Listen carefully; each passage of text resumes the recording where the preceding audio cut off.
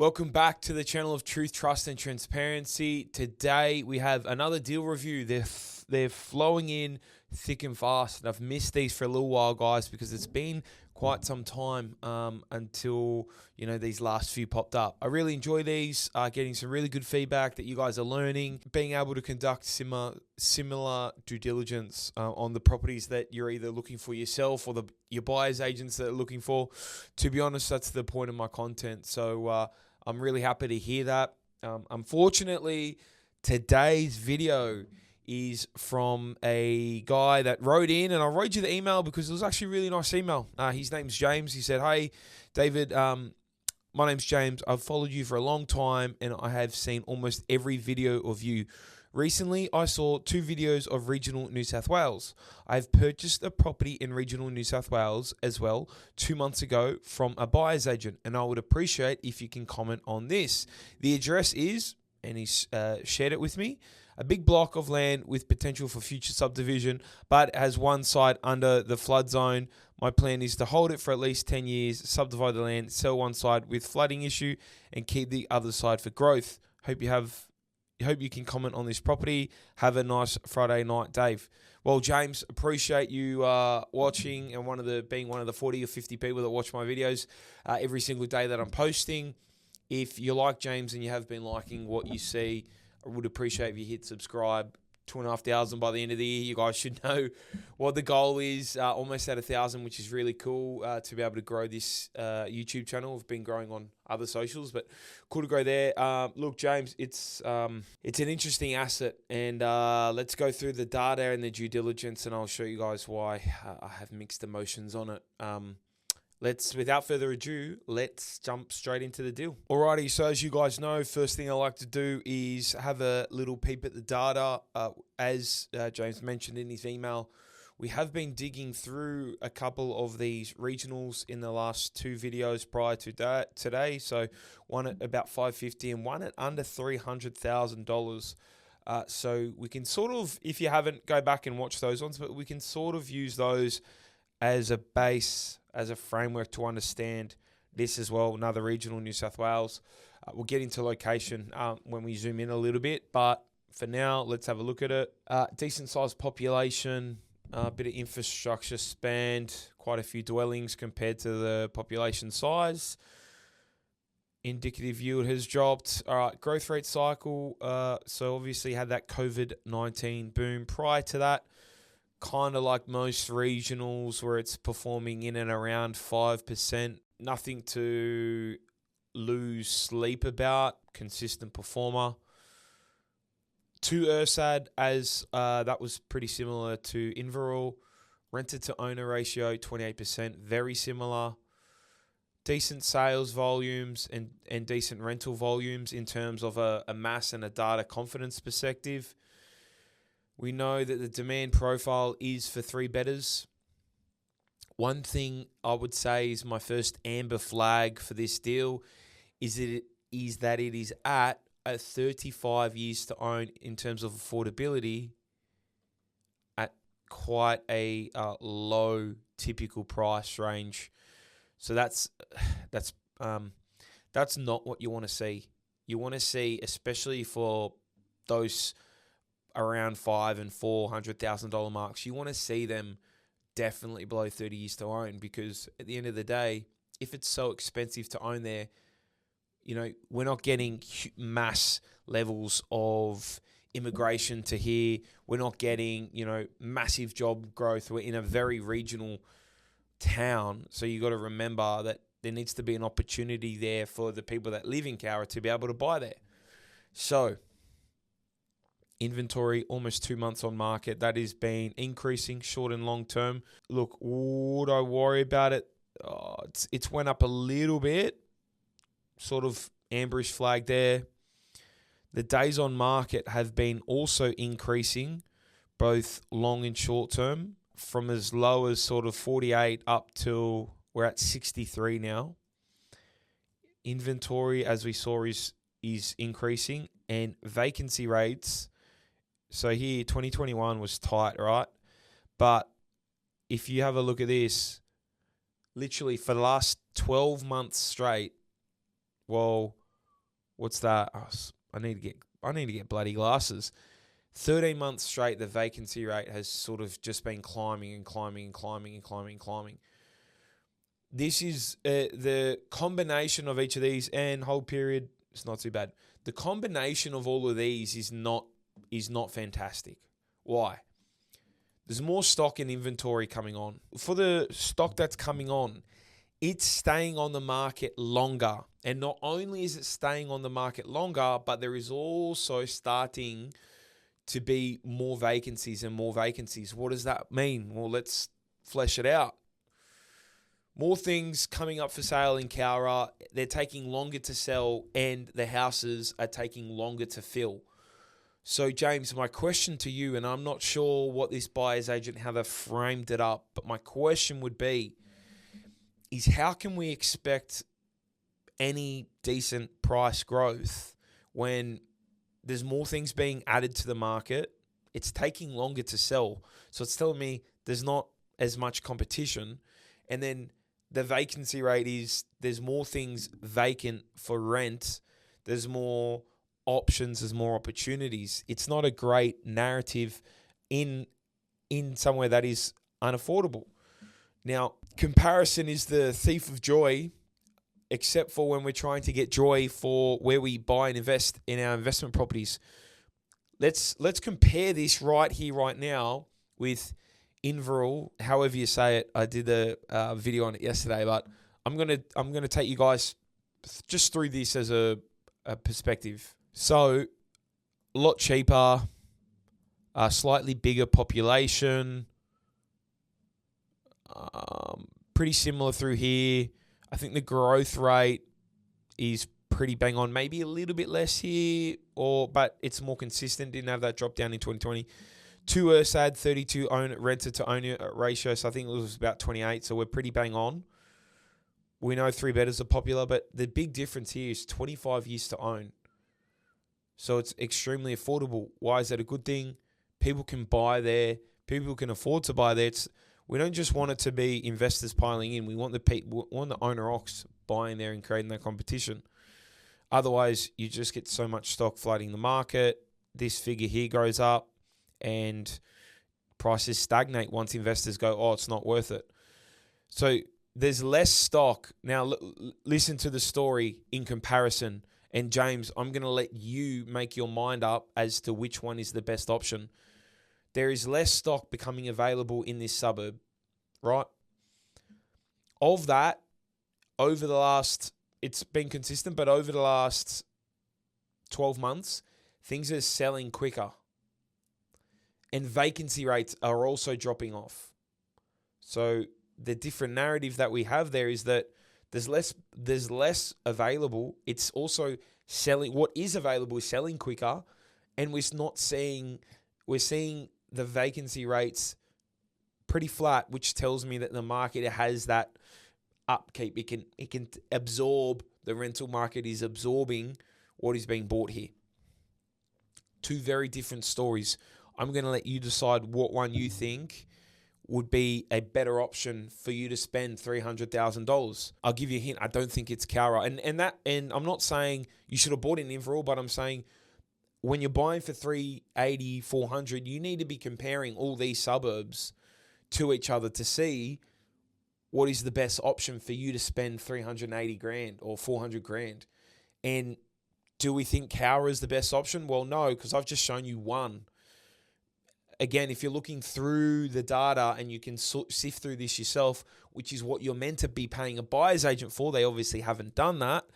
But if you're paying a buyer's agent, they should be able to sit down with you and say, hey, we've done the research and we've narrowed it down to here. Cowra, I don't think would have made my list, and I definitely would not have shown a client that if I was a buyer's agent and, I needed to justify my purchase. However, just a quick little show of where Cowra is for everyone. We're looking sort of smack bang south of Forbes, Orange, Bathurst. It's just one of these regional hubs, smaller regional hubs. Okay? So that's why it needs to be performing on its own, because it's not like you're looking at Alfredton in isolation. Then you've got the entire Ballarat city around it. Cowra is operating on its own. So that's where it is. This is the asset that the buyer's agent has bought, 10 Neela Lane, Cowra. Now, for you guys playing along at home, obviously it's not very appealing. But what I say to things like this is great, because when everyone else comes through, they're going to go, oh, this place is a dump. But I know that, well, the tenants, you're going to kick the tenant out, or hopefully you're changing tenants. Oh, this was in 2023, so they might be gone. But all that shit can be taken out, and that's not a massive issue for me. On another, where are we? Layers, terrain. Another part as well is, this is the backyard of it. So this is your house up here, for those people playing along at home.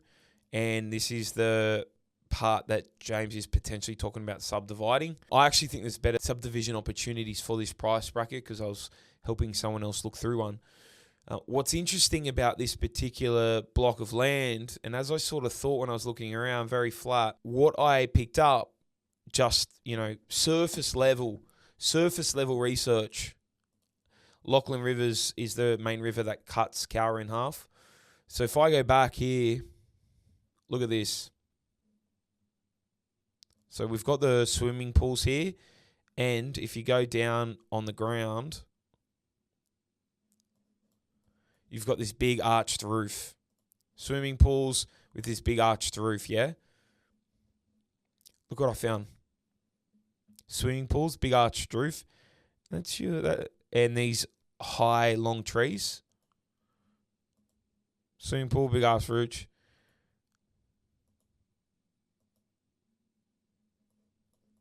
High trees. And yours is like just behind them. Swimming pool, big arch roof, high arch trees. So it's almost, can almost tell by that photo. So I'm zooming in on my head too here, but that property is potentially, as you said, some flood risk. I think what you will need to sort out and get town planning advice on, and this is the subject property. We know it falls to the rear. We also confirmation it floods, so I hope there wasn't any issues with getting insurance there. I know you want to subdivide and add a dwelling. It looks like some people potentially have. You would just need to, here's the issue. You got to make sure that you're buying with the right strategy in mind, and you're not trying to just tack on a few different bolts, because let me see what the email said. Now now you've said subdivide it and sell. You just need to be really careful and get the right advice, because just because these homes, like I can see the issue here as well, you need to get town planning advice. And I don't know if you guys did that prior to you purchasing the property, but these properties could be predated, right? And be there for 10, 20 years. Council could come through and update their planning policies around building in and around flood areas. So, for example, they might say that you need to come up and above 290 meters AFL or something like that, a flood level, which means your house would have to be up here. And if we go back to the maps, you're building on that slope, and it's just, I get what I'm sorry, but I'd never trust any buyer. I'm yet to see a buyer's agent that has decent development and planning advice. A couple of dwellings up here, so you might be able to, but I would just get planning advice to see, and you need to also run a full feasibility. What are blocks of land here selling? What's the DA process going to cost? Because, if it's 150 grand you can sell this back block for, well, then I'm going to ask you this. What's going to be your DA costs? What's going to be your subdivision costs? Do you have to run services to this block of land? Then you have to pay a real estate agent. Then you have to pay tax. And I think if it's only 150 grand, you'll find that a lot of that is quickly squeezed up by that. And you might be doing this whole subdivision process to make 20 or 30 grand. And then by that stage, it's like, well, is it worth it? Because now this block of land is devalued. That's the questions that you need to ask yourself. I'm really interested in diving into this particular property though, because there's some other little presents for us to have a look at. The buyer's agent purchased it for $385,000. Let's have a look at it. It's definitely had a clean up since that tenant in 2023 on Google Maps. It's tidy there. New bathtub by the looks of it. It's had a fresh paint. One thing you have to watch as well, especially, and I'll show you guys what I mean, but fresh renovations are good, but you don't know why people are doing a fresh renovation. Is it renovation to sell, or is it renovation we need to hide something that was wrong with the property? Who knows? Kitchen. These kitchens, guys, great. Good nick. You can repaint that, change handles. Boom. I've done a couple of those. Great palette. Tidy. So it's like, what is the carpet? And I'm almost a bit speculative sometimes. Looks fine.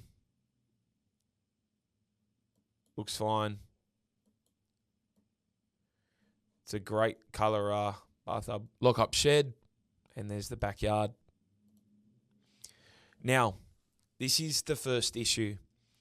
So, this was marketed and or sold as, I believe, a 3-bedroom house.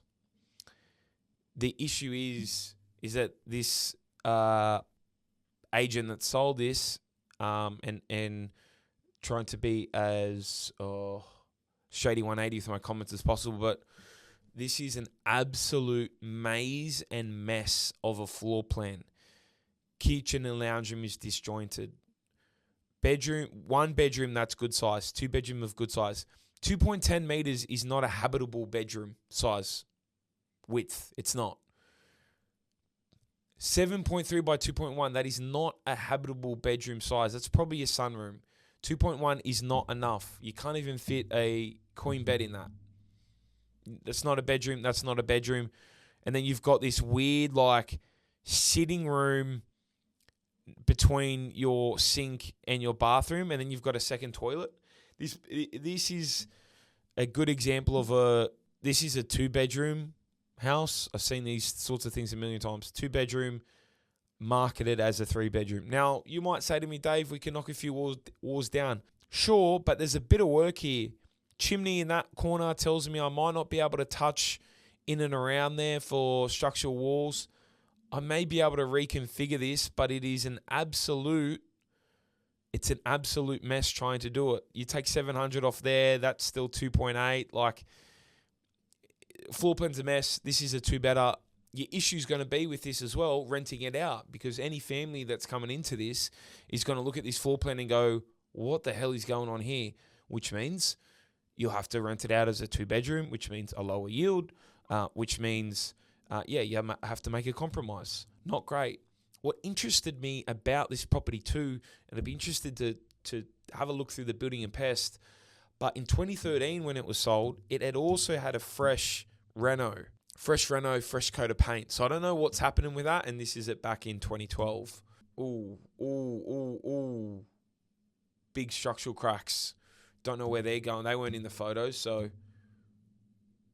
these are these weird bathrooms and toilets. So that's the second thing. Floor plan is, for me, an absolute pigsty and pretty difficult to clean up.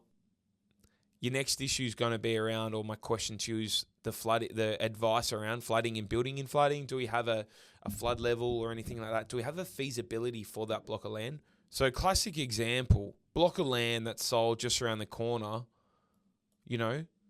albeit probably smaller, but 150 grand. Might be up a little bit, but your issue's going to be is your planning costs. You don't really have too many holding costs because you have the house on it, obviously, but you have planning. You might have to do some VAL, QS.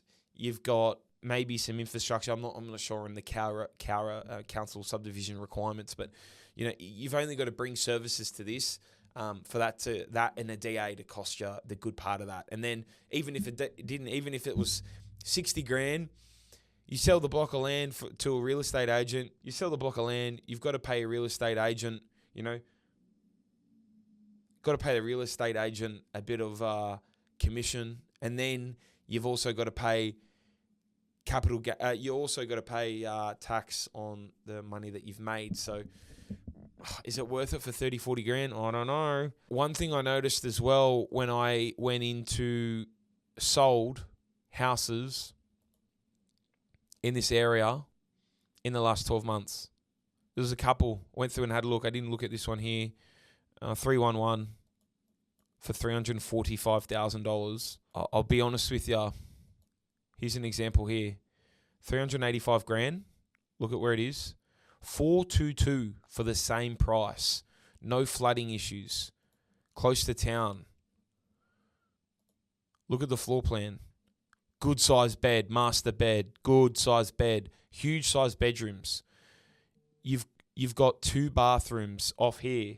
Great. And you've got the potential, that's 2.3 is not, but you've also got a study, laundry. That sold in Feb 2025. You bought yours in July, so almost the exact same time. Here's another example. Now, slightly thinner and smaller block, but 300 grand. So 20%, almost 30% cheaper, right? Sold June, same time yours did. Let's have a look at it. Charming with a coat of paint, neat and tidy. New bathroom. It's fresh throughout. It's fresh carpets throughout. Big backyard. It's a thinner block, but side access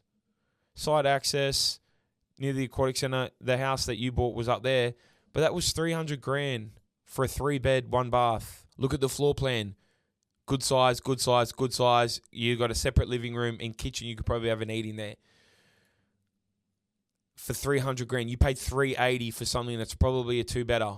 Another example, also just sold 2, very similar price range. 3-bed, 1 bath, 2 car, just around the corner from the place that you bought. Now it's a little bit smaller block size. Neat and tidy. It doesn't have a floor plan. But 345. Let's look at this one. 350. Neat and tidy. New floorboards throughout. Probably just needs a coat of paint unless you like mint green. Aircon. It's not bad. It's neat and tidy. Side access, shed. Bedroom sizes. Perfect size. Even you have an opportunity here, you can combine that kitchen and dining. You can make that your lounge and living, and you can convert that into a 4-bedroom. That's a much better floor plate that you can actually work with.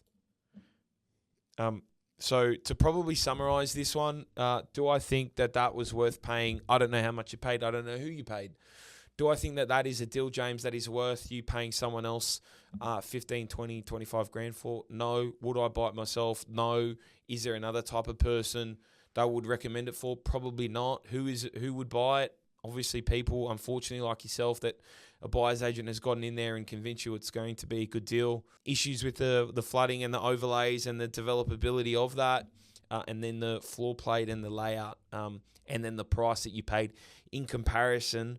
I mean, I'm not watching this market for 4 to 6 months, but in comparison to properties that have sold at the same time in the same pocket with the same housing makeup, slightly smaller blocks, but geez, 20, 30% cheaper.